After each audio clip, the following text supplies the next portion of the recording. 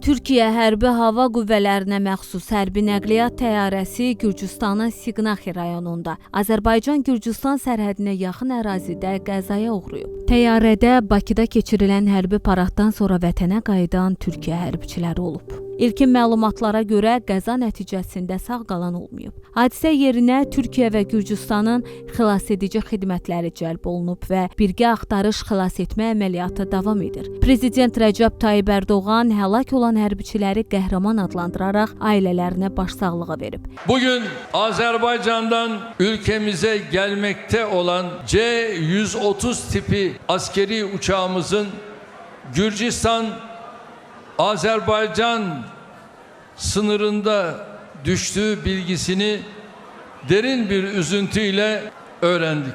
Rabbim şehitlerimize rahmet eylesin. Qəzanın səbəbləri araşdırılır.